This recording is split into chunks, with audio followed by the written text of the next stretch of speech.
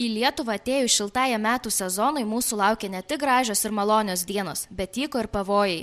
Atšilus orams suaktyvėja erkės. Specialistų teigimu, erkės aktyvios būna maždaug nuo kovo iki spalio, kai dirvožemio temperatūra pakyla nuo 5 iki 7 laipsnių šilumos. Alytaus visuomenės sveikatos centro Druskininkų skyriaus duomenimis šiemet užsikrėtusių Laimo liga ar erkiniu encefalitu dar nepastebėta, tačiau pernai metų duomenys rodo, kad užsikrėtusiųjų skaičius didėja.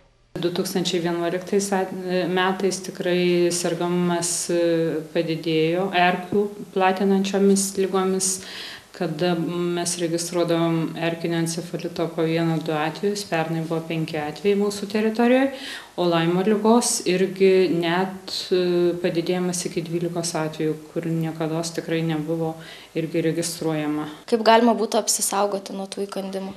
Tai visų pirma yra erkinio encefalito, prieš erkinį encefalitą yra vakcina.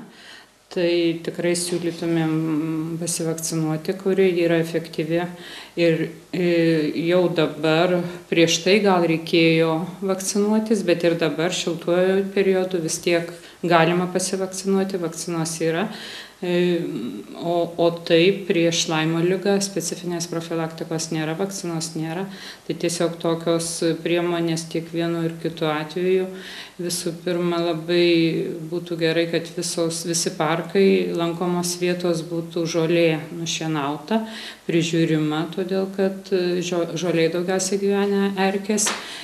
Kada einam į gamtą, siūlytumėm šviesiais drabužiais apsirengti, todėl kad grįžus lengviau yra apžiūrėti, ar neprikibo erkės ir aplamai reikėtų grįžus iš tiek pasivaikščiojimo, tiek iš miško, iš gamtos galų gale apsižiūrėti. Nuo erkių įkandimų galima apsisaugoti ir specialiomis medžiagomis – repelentais. Jais apipurškiami ar tepami žmogaus oda, drabužiai, lovos tinklai ar užuolaidos. Erkės šios priemonės paprastai atbaido nuo 4 iki 6 valandų. O kaip elgtis ir kokių priemonių imtis, jeigu vis dėlto aptikote įsisiurbusią erkę?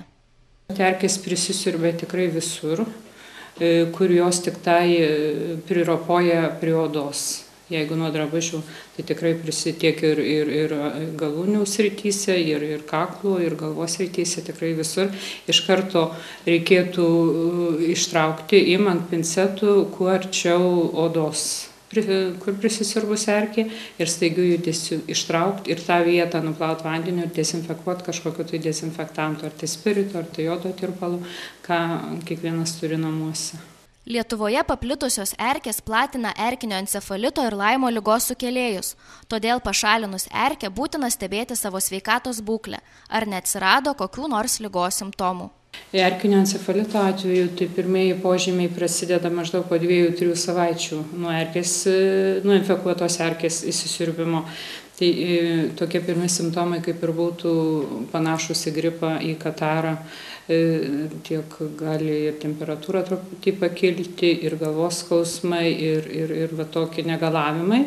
Paprastai šitie simptomai maždaug po savaitės praeina, antra banga irgi po to po savaitės būna antra banga, kada pasireiškia jau neuralginė simptomatika. Tai galvos didelis skausmai. Ir šalkrėtys, svaigimas, galvos koordinacijos sutrikimas. O prie Laimo ligos tai būna, pirmiausia, toj vietoje atsiranda raudona dėmė prisisiurbimo vietoje. Irgi negalavimai būna, ir temperatūra pakyla, ir galvos skausmai, ir bendras silpnumas. Ir visų pirma reikėtų, jeigu prisisiurbia erkė, tai stebėti savo sveikatą ir pasireiškus pirmiesiams požymiams ligos, tuoj pat kreiptis į gydytoją šeimos ir aišku pirmiausia pasakyti, kad buvo pastebėta erkė, kad ištraukėm, kad nepamiršto paminėti, kad būtų lengviau diagnozuoti. Jau 20 metų nacionalinės visuomenės sveikatos priežiūros laboratorijos specialistai atlieka Laimo ligos erkinio encefalito laboratorinę diagnostiką ir tiria erkių užsikrėtimą šiomis ligomis. Sergamumas erkių platinamomis ligomis Lietuvoje pastaraisiais metais smarkiai augo.